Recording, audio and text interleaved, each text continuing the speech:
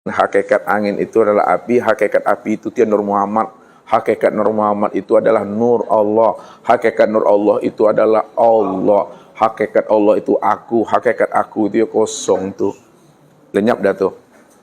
Ya, jadi ini yang mesti dipahami. Disitulah letaknya Nabi mengatakan innallaha harrama 'alal ardi ayyakula ajasadal anbiya.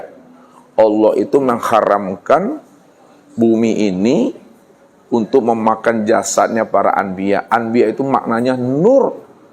Kalau Bapak Ibu mengenal namanya nur, diri Bapak Ibu ini yang bernama Nur, Nur Muhammad itu Nur Allah, maka diharamkan bumi ini memakan namanya jasad Bapak Ibu itu.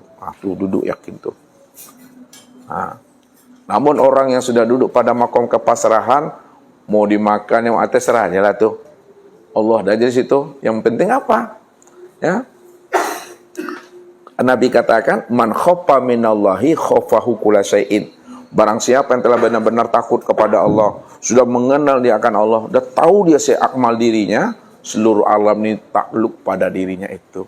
Jadi rahmat dia buat diri kita ini Bapak Ibu. Mungkin itu Bapak Ibu pengantar dan mukadimah ya. Ustaz sampaikan ini dah simpul-simpul kaji namanya ya, karena Ustaz tidak tahu kapan ya Bapak Ibu meninggal gitu, walaupun umurnya ada disebutkan.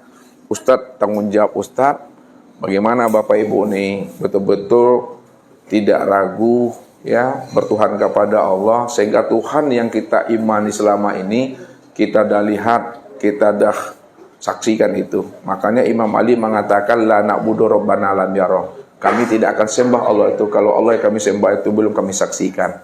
Tapi kalau Allah yang kami saksikan itu sudah kami lihat dan nyata, barulah kami sembah dia. Itulah maknanya penyembahan kita kepada Allah itu penyembahan yang betul-betul menyaksikan.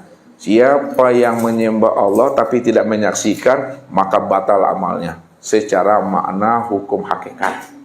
Secara hukum syariat tidak batal. Karena hukum syariat itu terpenuhi syarat dan rukunnya. Kan gitu. Kalau terpenuhi syarat dan rukunnya, ya sah tuh. Tapi kalau dalam bahasa hakikat, walaupun terpenuhi syarat dan rukunnya, kalau dia tidak menyaksikan Allah yang dia sembah, tidak menyaksikan Allah yang dia ingat, yang wujud dan nyata pada dirinya, ketika itu batal. Kenapa? Batalnya karena dirinya menjadi najis di situ. Innamal musyrikuna najasun. Orang yang tidak mengenal aku yang wujud nyata pada dirinya, itulah orang yang najis. Kita aja kalau kena najis, tidak sah sholat kita. Apalagi najis batin. Sepanjang hidup kita ini, kalau najis batin, seluruh amal ibadah kita tak diterima Allah. Inilah ibadah yang tertipu, takicua di nantarang namanya. Takicua dan galuk biasanya Bapak Ibu. Tapi takicua di nantarang sakit bananya mati. Itu yang membuat aku galau tuh. Karam di tengah lautan biasanya tuh Bu, tapi karam di tepi lautan beda bananya awak. Jadi bagaimana Bapak Ibu supaya tidak karam tertipu dengan terang? Kenalilah Allah yang sebenar-benarnya, bahwa Allah yang sebenar-benarnya itu telah nyata pada diri Bapak Ibu yang disebut namanya insan atau manusia. Duduklah di situ. Mungkin ini Bapak Ibu pengantar, sekarang kita buka mukadimah. Udah disampaikan dan kita lakukan musyakar dan tanya jawab. Itu saja. Bila taufiq walhidayah. Assalamualaikum warahmatullahi wabarakatuh.